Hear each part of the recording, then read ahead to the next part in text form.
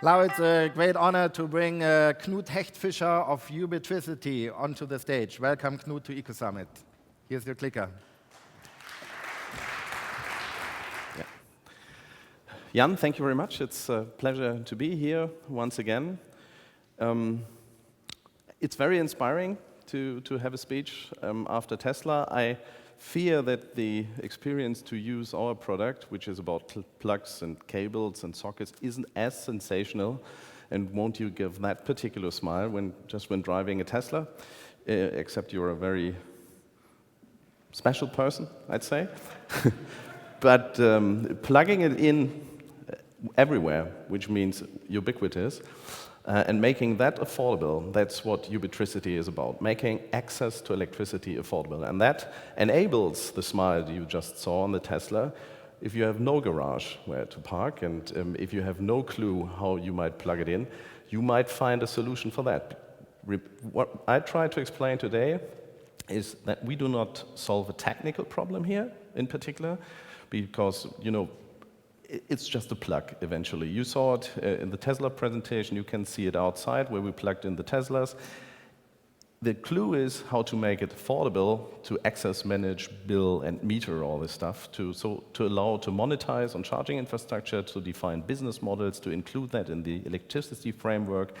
That's what has to be done, and that's what we've achieved quite a bit, I guess, I'd say. So, smart charging, ubiquitous and affordable, that's what it's about, and how to make that work, right? There's no wizardry attached so far upfront. You may change batteries. It's a very expensive way to have range. You may have quick charges, which is a reasonable way to do it if you want to go long distances and have short stops, but what you're going to do overnight or while you're working. So the intermediate equipment has been put on hold largely, rollout just too expensive, so we propose something different, what we call mobile metering, which works with telco business logic and technology and enables a truly disruptive, low-cost, we call it, and like to call it, not only clean tech, but clean web technology.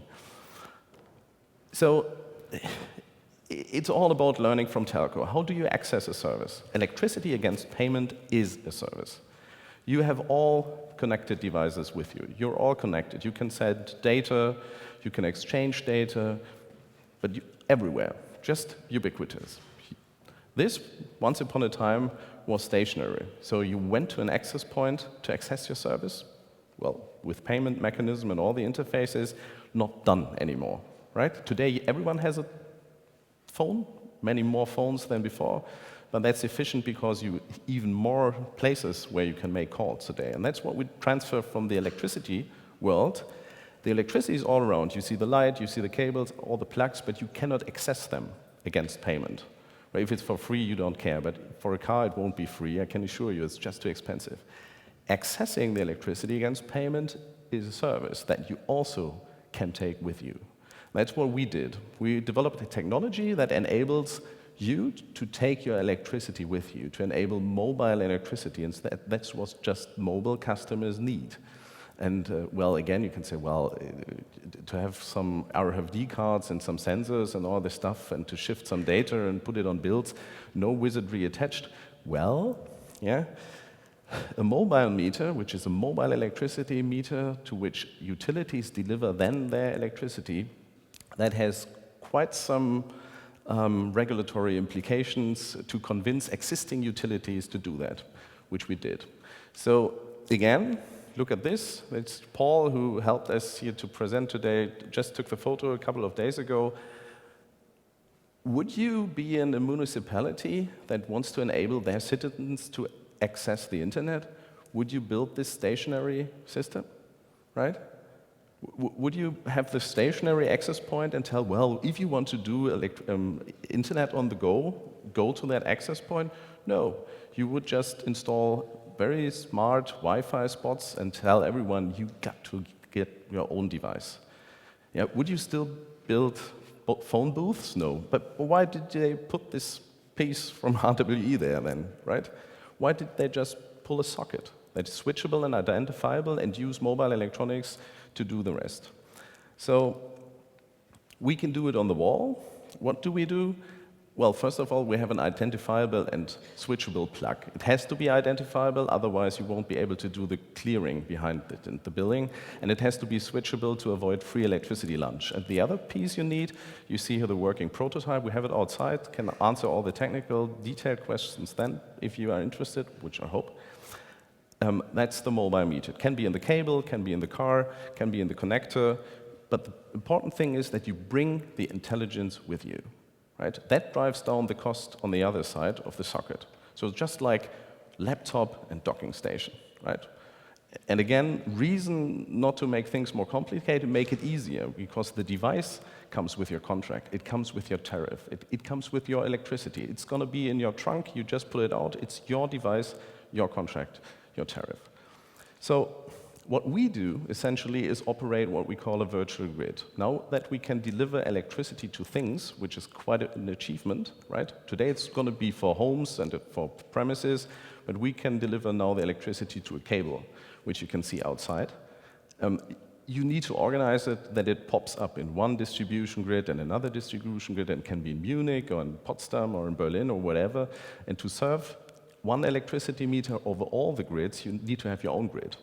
So what I find very exciting about Ubitricity is that we have a distribution grid that spans all other distribution grids, being a virtual one, and that allows very interesting applications.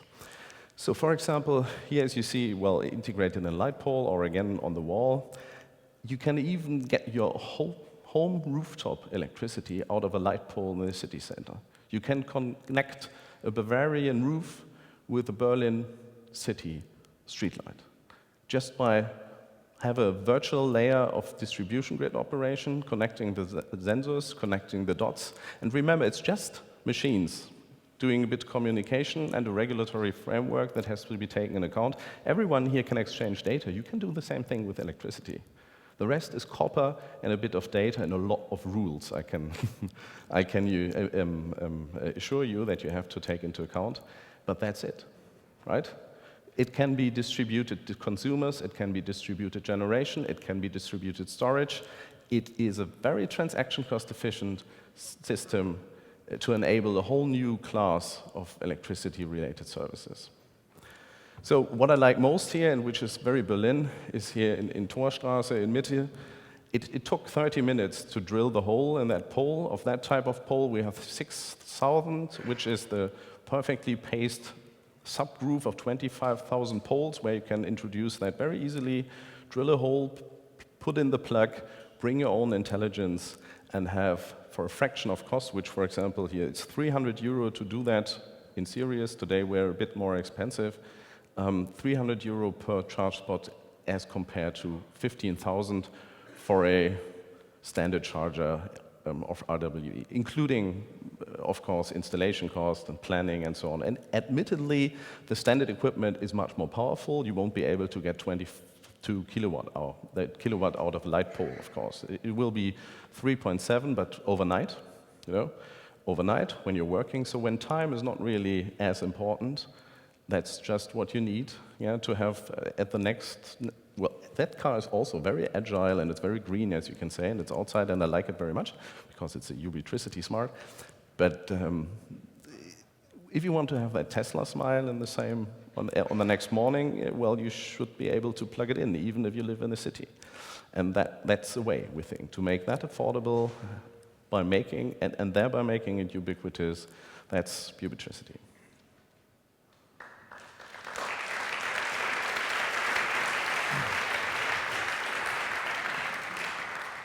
Do you have a question for Knut? If yes, please raise your hand and wait for the microphone.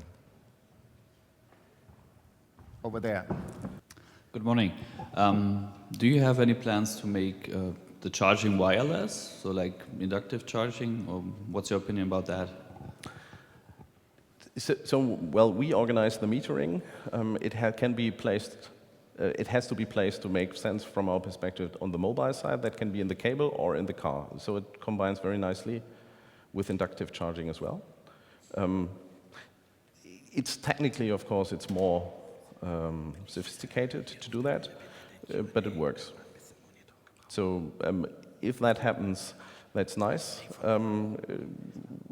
IP relates to inductive charging as well, so we're prepared. Okay, another one. Hello, Pascal Silvert from Master Capital. Just want to know how many plugs you already have on the streets and where, and what is your plan for the next years? But currently we have about 200 plugs in Germany, Switzerland, and France, mostly in Germany.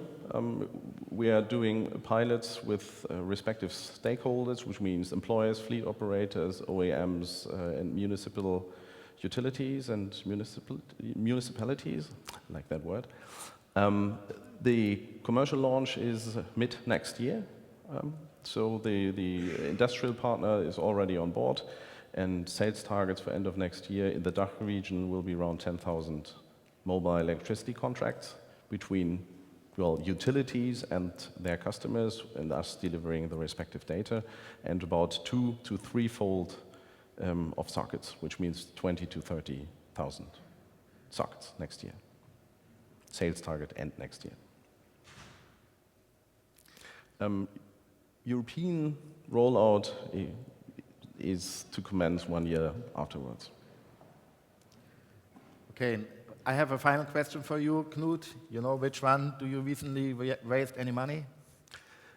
Yeah, we're very proud, and thanks to you in a way. So that's where we met first with the innovation guys from EDF. That was on the Ecosummit 2 years ago. Led to some prototypes and further interest. And since April this year, we're very proud to have EDF as a minority shareholder of Ubitricity. Yeah.